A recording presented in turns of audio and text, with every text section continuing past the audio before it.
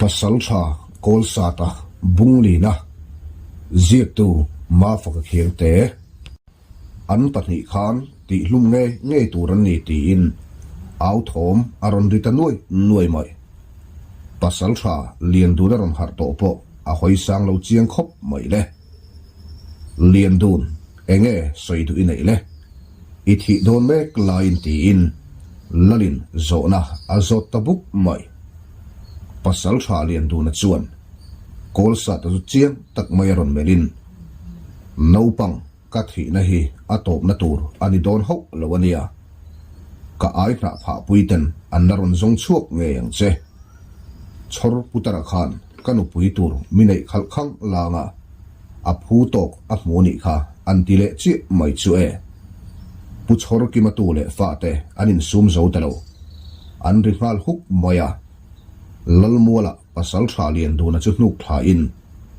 thin urna le ril runat na thuk tak nen an han chil ron ta tak takani kha rei atin lo chiang khop mai khoya nge piang le ri mi hur nu khatia thin urrol ron chuk noi kara mel per boy hian alo thi fel hle to lalpa ber chu angoi vunga an vat ol samma ma ve o ril tram dang char tui hala huar hlum thak karil ru ka sin le he thila wanga lung oi lo le an thlawang ho in omani chuan keiman chu mi chu ka ma chhona nga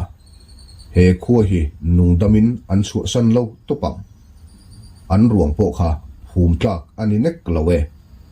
daya va pai ro chu ka thu to pani e ti in a in her ta huta in chung lama alut zui ta dai mai chu zan chu ril runat na thar nen hun an man lem rolin rol thar te mai aron chui chuak nal mai chu mak an ti in kol sa da chung chang chuan soi zui a hlo hle ani ni anan cham mon le nu chuan kol sa ta te ho po kholam pan turin anin buat sai zui ve ta a in thana tuk thuan te han kil ho le mapin mol lien kho chu kol sa ta te hoin an chu san ta hala nitlavan voya an kal nu chuan lui kam rem changa zanri bolin chang el buktal zarang o ti in chet an la zui tabol mola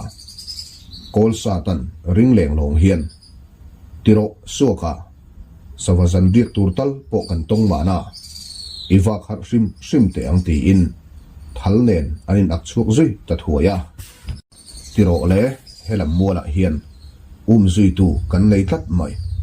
kan fin khal angai ni ti in suak to ta chu a in herpui thuta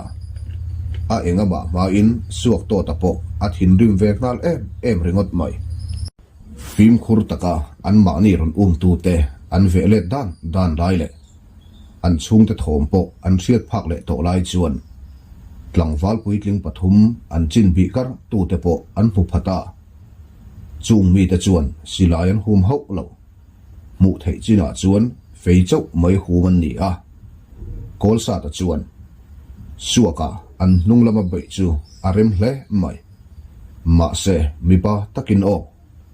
izamem ti in suak to ta chu a hanmel zawa suak to ta la chuan azatin kazazek zek to ate ber khu chu ka chau khop mai a hantisa sa chu kol sa da po anui chuak tre pani film khur zoka ve nai le danin an thal chu an koi kul dun tapapa chung mi ten an buk lam ngot an thlir lai chuan kol satan chang beng bong hian kha engwanga minron zui nge in ni ti in o achu ta thut moyale khubalak ru tum em tu mol lien tangwal te anwa han phu chiang tak em rang takading chuak halin an fei an han chu ve ngota ma se thalfang pati in ngil takin alotin wa si in chet vai chuan pahni khachu thisa in ni mai ti in suak to tan apian phu lo opor a han chu ve ngata an rol an rin de bokaniam apa te hopon an lo thrang ngam mai enge ni ta ya ti in kol sa ta u te pahni fei le chem nen an ron lang zui ngal zata atira atam lam kha atlem laman ni tatlat mualian wal pakhat phan chang to ber chuan kol sa ta chu a fei hum laya han kok wanin mal le mala in beya a chauta top mai suak to ta chuan in thuam kha da thavek phot ro ti in anin kara a thalfang a han chuat tang zoka thalfang dang chu han me bel le ngal chatin kat hem to wangani ho lawania in thuam kha in da don nge kat thalfang hi in pai du zok a han ti le chu a mel en a in chum no pang mela chuan ti tak tak du na thin lung a pai ti an mu chiang bokaniang mualian tangwal pathum te pon an thuam chu an da thata sap sapa phubalak tumin minron zui ni mo ti a kol sa ta u pakhat zokin o a han chu ve buk chu chuan lamdang awang bokaniang mualian wal te pon an buk khum ve ta top mai ni ama ron chau tu chu kol sa tan chiang tak mai han melin in du chu in huang phubalak na rem chang chu ka siam sakang chu ipman rodu ber kharon choiro le ti in ama chautu ber chu akok tawa mai a uten khap an chak le la in kol sa tamit mengle chezia enin apen tlang don tho ti an hre chiang bok nen patni dang chu veng ru ran chungin an naw chu an thlir ta topa ami be pa turin feilek ta ka zong kol sa ta pon fei kha ti in a ulama abana phar tawata fei ve humin chulai muna chuan anin ve ta hriu mai kol sa ta pa pon aron bi ve ran toa molian wal chuan abe puitur kol sa ta chu zuam chikimin a zuam ani pera akum lam thu ani se anin thawa atan chuan kol sa ta chu a chang thum na rol vel chau ani tlat ani naupang ithidon khop thi pa in zuam taka kol sa ta chu ron mai phai pokin a fei vai thut tum ang hian a han lek oi oya ho ti chunga kol sa ta chu ron chun thutin kol sa ta chu a thil pot mai a in rin vei te lul nen hem lian a fei a hong zona ron tle phei zok chu moi le rang lutuk tak maya hun son ho lawa lo thlek son san zoin rang lutuk hian a fei chu a han vai pol ve pop maya hem lianan chu tianga kol sa tan che ta lo lak chu ring pha hek lo le a in veng ban tlat lo anak bor chu a ri thop maya zokin in siam rem le atum lang tak chuan angal char tak mai chu a ri le ta fok mai aya tuar chunga tol hnung hal zotin a khong kho bai vo a be mek rol tharte mai chu a khe chiang lawani khual kai pasal tha room lenan a sual chu mai alani lo amu manglama khuwa wang waltena an sual ron sep thina ni re ngani kol sa ta anui sa nga kha o loin ring ro o kani ve ti in a feilekin an bo phei tak mai zong mei chelam thiam tak du to ka alam vel hi a angber zoka hem lian chu ari hian ari zot mai chuta sang zeta zuang chunga a han chuk vai le pop chuan hem lian a ban rek a hem tliak ropa hem lian a sok zona tak a fei mor zuma hantin wangin a top mai done mo tia a unau tene a paten an thlir thap lai chuan suak to ta chuan that ro aron ti tur moya chuta le tim na tel ho lawa a fei an hol dang pot mai zong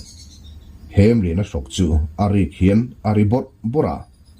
thisen tharla tak hi aron chuak ta hoke tim na tel map lawa a fei an pot le chu akibarin hem li na sok sui vel aron pirpar chuak chuai mai chuta hem li na thian te pahnih lam chu han hoi le halin min be ron don nge amal malin tha azatan don tak antibal bala chu mi te pahnih chu in mel rat ranin thok le khata pan lam bik po nei lo hian chak lutuk tak main an tlan chethuta kol sa tale suak to tan zui an han tum deuh na nga an uten zui lo tura an dana wang chuan an ding thavele mai bok apa po atom na hmuna changaron hnai thuain miruang chu a han thlek vunga min ron zui lo ni se thamai tur ti zong mai soin inu te ho mu ve tan po a thalem lo e kan hnot tlan ta in ti mai donia tia in her makin anu puite omna lam apan ero anui deuh suna kol sa ta chetla a han mu khan fapa khual kai pasal tha anei don ti a chiang veng to tlatani anu le a farnu ten lau thong taka an lo met ha lai chuan van nei thak takin ka ute an lo thleng hlawa atlem zok an ni boka lawin an tlan cheta dai ani khati in engma thleng lo ang mai hian thut mun an rem zui mola kol sa tanu te ho po an tho huai mai ani chu zan chu boina le har sat na tok law mang li amin melma tlan cheta ten an thin pa ruang an ron bi rulai te chu kol sa ta chuan a hriat mai hau lo an ron lai ngam to lo boka va bi zui le ram zong atum to bik lo atu khua awara kholam hoin anin chir liam le ta ngala kara boina le har sat na tok lawa him damin an wang khua an thleng vele ta hlole an thian du chawa an han fal ta ka chuan suak to ta chuan kol sat eng tik lain nge khatiang ema in be thiam tura ilo in zir bik ti in kol sat ta chu azot ta chat mai le kol sat ta chuan nui var chunga suak to ta chu han melin lasipitar te hian tui taka imut thil hlanin min zir tir thina lom tia a han chang ero suak to tan a oi lo nang te heti lai hian an kal san ta molian kholam ero boina in alo nang thar vele mek boka kol sa te lawa tan cheta molian tangwal pani khan an unau pa ruang kha an han ngai ven le nge ya an pani maya zon thlen le ngai na a ombok si lo khua kirin an chin soita se lalkut an tur nge don si an bang ang tak zeta engpo ni se ngoi rengin a ruang hi phum top mai la kan chung ta kianga zong a chin chuakin engkim kan silanga kan thu hi kan thup thei mai tura nga yang tia an unau pa ruang phum that mai an tum lai chuan punem lian te pa fathum an kho then lama an chung te to chu tum an ron lol ta hlol mai e khai kha eng thil nge ni ta ti in an ron lai wal soka an ni tan la zep thei ni to hek lo le punem lian chuan ruam man na siam zungin kholam hoin anin zon ho ta thuai kha ni a khua an hanin zon thleng ta chu lusu na in atuam bok lalla thin urbok ka thu zom du lo tu te chuan thi an du ani lo chuan ka wang khua hi an chua san ngei turani atibur mai bok si lal mena ti tak zetangai tam an di la thu pha an choi to ka zong ale pek a om le a pu chhor ki ma vo le wang te chunga boina in siam le ni chuan khu atanga no chua ni loin atha in ka tha tir to ang chu tia long si zan lawalal chuan thu pot chatin phubalak lam hoingam chi reng ni telo chapchar ol len nun an han dai chho tak ta chu an khu a po an rin rol veber salave theifu mai si aralu ero pakhat ma la khai lo pu ok le na te ho salian tham be sei tumin anin tin tu laya mi paruk vel liam tuma anin buat sai lai chuan suak to ta te chung ngai vai takan ni bok nen suak to ta zuk chuang kai not chuan kol sa ta po ron lem lo hian buk nga ka tal kan lo kal veng chu ka pa ok lian ti in azuk dil roi maya pu ok le na pon a thahle takanga in pe photanu kan tluan pui viu mai thei cheu sin ti in alo rem ti ve mai boka suak to talop takle phur taka kol sa ta te in lam hoya tlan liam khal thuin kol sa ta te pa fa an lo boi na samai an vok puin no alo nei chu ni in akal chan ber po soilok lo chuan kol sa da pon apui ve ngal bot bora an boi zual are nu chuan kol sa ta kianga suak to tan a thuken chu a han soi chuak ta a chu zong kol sa ta phur zo takle chak zo takani azat hian azakal zak mai pa ber chuan ngoi te u ipa o ka te chu in chok boi mai lo mo ti in o a han chua an ni pa nei la in apa o rengan ngai sak to lo phur tak maya pu ok le na te in lama tlan liam halin pu ok le na ten var tina chu an tum thu an lo sil boka in lam an han pan le chu an zuang dun zak mai nei chu zan chu an mu mal meu lo ti ilang adik ber o me an kal pui tur tela tlangwal pui tling the thowek an ni boka kol ala eng mu mal lo kol sa ta te thian dun chu pu ok le na te tuala thu wang to in ti sang soi dun ve sapin kol sa ta chuan saro pui deuh te hi han ke rup mai la o ma se ka thal ringot hi chuan sakhi tuai po ka ke om si lo tianui hakin reilo te a akal tur om chin te po anron lang zui ta phaka pu ok le na te tuala an kal pui tur tlangwal te ne na an dim thap no chuan pu ok le na te chung po ron tho ve to in tho an hai po chu anin thlung view mai nge a pu ok le nan ko chu atangin string han hnol dura phuna tin re nga khat chungin an tumram satham ngolam hoin an liam ta zara kol satan suaka ramchin hi chin chia sham tum tur o nakin zela kantan ala poimo don a han ti sara suak to tapon lobu khum khatin an phak ang tok te chuan ramchin po an zir chiang vena sangiang mai rol thar hok lak mai ne an riat kol sa ta thian dun chevel chu a fel fai rewin an hoi her azangwa maya thal an pai chuak dun verang mai nge a an kal chak par boka beliang mun hunani mek chuan satham ngo chu lut fel der to in an buk sual thin na mual an panding le ngara an han thleng fel hlol chu ti buai ngai reng lo hian kol sa ta te pathi chuan thing fom chu an kuta an la dun ngal chata midang te buk le eng mo poi puya an boi mam lai chuan pu ok le na ero khoi nge tia ther hlote ton fu in bei sein ain ak chuak zui daya an uten an han fiam na vel la chu ano pangchia in zana in lungleng in trapange o ti ten an han fiam bora an ni pathi la chuan chhang ta nge ti lem lawa nui pui varin pu ok le na pilwang po tumbu thanem zet nen hian aron kirle lola suak to tan kapa o ka chu silai zen hek lo chi in chokme izong ani mo ti in alo nui vei haka chu zan chu an fe zong a pui ri lo deuh chu ni e zan an han mu po alaya mutir deuh thanin kol satan min no pang che chei hle mai mo ti in suak to ta beng bula an phun deuh sara ram arle vasit vel an omnual karinglat tho hailo tumang ti in an han ngoi zui mak ta ka chuan kar lawa tui em mai hian an mu hil ve mai poka khuwa a han var fela pu ok le na ta ho an tho chuwa ve meu chuan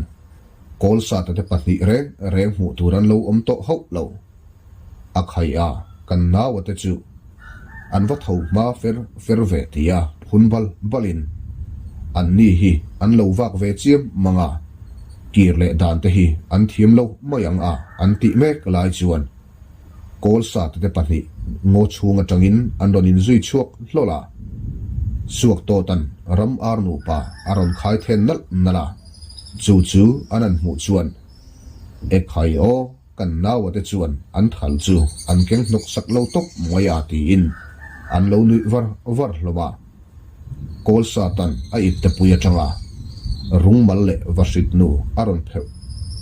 rung mal le vasit nu aron phor bet le zer phei chu an meng de ko kani kan va in suai sual lo ve o tia nui hak lomin chunga chuan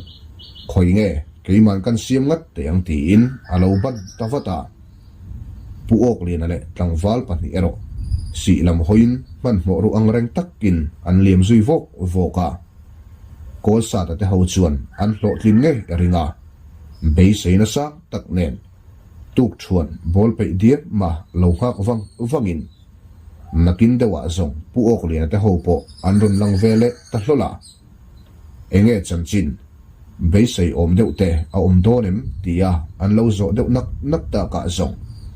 sazuk an hliam thu le tuk chuan bar zo lama chui zui an tum thu pu ok lian an han soi ta chu an phur hlom kher mayasin tuk chuan bol pe sa diem an ni boka man mo taka cho ete siam hal sokin pu ok lian an kan tum ai thui kanin chui pal theya rin ain kan tong ma thei bok chuan khat ei mai thei tur fai sa kha chu ak chuak phot deang tai te thian dun po urmin ron zui ve mai ulati in ruwa manna asiam fel ta the na tuk chuan bar fela vai belte anan pak re zet nu chuan chak thei ang berin sazuk liam zui tur chuan an liam zui ta dora pu ok lina ber akal chak par boka aliam hian an liam puatani pere nakina zong sazuk an liam na tan na hun chu theng lolin a chol po chol muang lem loin pu ok len hnung zui chuan sazuk tlan liam na lam muala anin vet liam ta zunga mun khat laya chuan thisen hi lo bodeu tunin chulai huna chuan abukani ti a chiang khop chu chuan be seina thar pe in chak le zual zok hian anan chui zui le ngara nakina zong le thil om na hun hi an po ta hlol mai pu ok liana a thohoka e khai o a hnu mu awa har to don vele a han ti wanga anin chui thui to in be adong de rum to le ngal engtin nge niang sadang kan be sei le zok donami an ti lai chuan an han bi kwal le te phota an han va dar de sang nu po chuan sazuk thi far la chu an hu mai to lo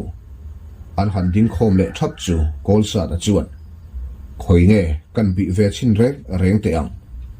kei hi thi far mu thei pasal tha tia an soi tur kania ti in a han nui so nga midang ten an han nui pui deuh hak lai chuan mual mong lam hoya kol sa ta chu chuk thla tho in an thlang deuh hlek atang chuan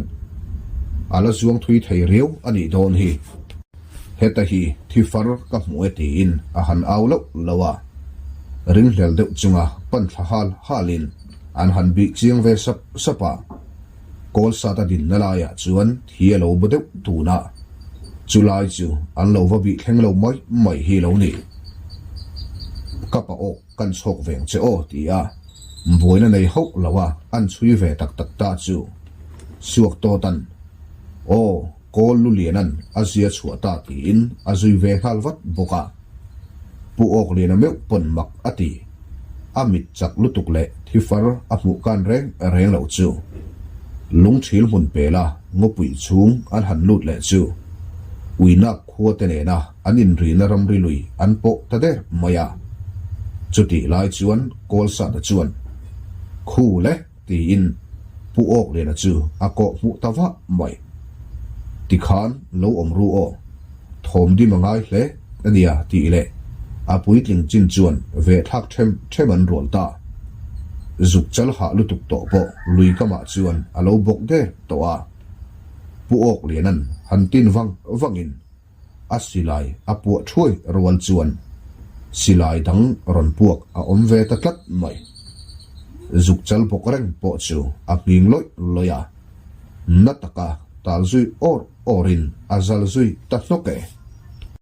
pu ok le na chu silai ron ring ve na lam kan hoi ngal vatin an lam hoi chuan mi paruk lai mai a hmasoi tu phei chu en reng po a pasal thani ti siat tak mai hi ani le nga la sazuk ruang chu ron pan ngau an ni nen pu ok le na pon silai zen po so to big lo chuan sazuk ruang po masak nge tumin ma suaya anin pal thakal bora chung mi ten sazuk ruang an po man ma chi chuan pu ok le nan sazuk ngong arat ta chat mai le chung mi te ho chu ron kal tlang mop zelin apmaron suai tu pasal tha chuan pu ok le na chu adara ron su her loi in sazuk ruang chu aron rat ve ta khmi mai le ngoi renga hanin mel ren ronin pasal tha pong ki ma chuan puwa ike khada son ro chu ti ni lo chuan I thinge yang pasal tha pong ki ma kong dal chu thi na ni a han ti buka chu ming chu pu ok le na te ho pon an se chiang ngam mai chu ti maya kha le chen an chui to midang ku ta hlan ero an tum bi khau lo pu ok le na chuan kasa ani kasa liam ka lo ngai lo a han ti ve ram ve maka nile maya ha em an lo to tuna beidon to pa an thal ve sam ani a midang ku ta hlan mai zong atum bi lo chiang khop ani suak to ta chet lak ve mai tum chu kol satan rang taka chet ngal chatin chung mi ta chuan an laron hu ve lo ni in langa thing phe na chuan apot lut ta thuaya chuti la tak chuan pu ok le na te ho rin lo le be sei lo takin pasal tha pong ki man chet ala ta tat asilai chu lek chuak thutin pu ok le na beka tak mai chuan asilai komin a chut sak ta sok mai pu ok le na la in chu tianga chet alak chu alo be sei lo bok nen asir kluk top maya pasal tha pong ki man nung zui tu te la chuan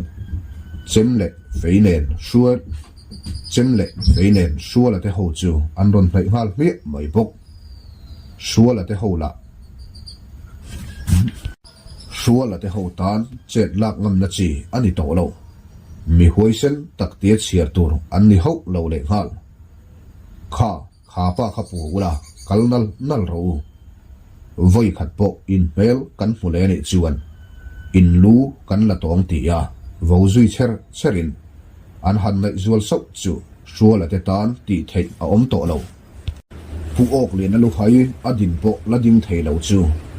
lung nur zet mai hian an ko chho da thuaya an han hoi vel thina kol sa ta de thian dun reng an mulo kol sa ta de thian dun chu lan cheda to a riek an nga ya adem po an dem ho lo heti mek lai hian kol sa ta de thian dun ero chuan pasal tha pong ki mate chu an mai hle to a kol sa tan kan thal fang hian ati hlum zo lo mai theya an thin bor emo an beka emo kan tumanga yang a han tisa sa suak to ta a han en chu lau mel alo pudeu thlatani lau lek su zam ho su anin ding lo la tak so kan chu chat donia ti ya han thing deuh nokin a thal a koi kul ta pop mai pasal tha pong ki ma bek zona tak chuan tin wangin suak to ta chu a han mel le soka ani po han thohokin a thal a koi kul ve ta popai doi big ni se tak hian a thal fang chu a chhuat ta zot maya kol sa ta pon a thal fang chu a chhuat tir ve hal zat bok suak to ta thal fangin pakhat dar bora tak fu in a ek tur awanga pasal tha pong ki ma thlezok chu awa nei pha tlat kol sa ta thal fang chuan a tu khumbul loka thoi phei fu in an naw pakhat chu kol sa ta thal fang chuan amit bora tak afu ke sok mai le khati song kha kol sa ta bung li na chu alo ni vele ta awa han ngai nom thin dap tak em pasal tha kol sa ta bung li na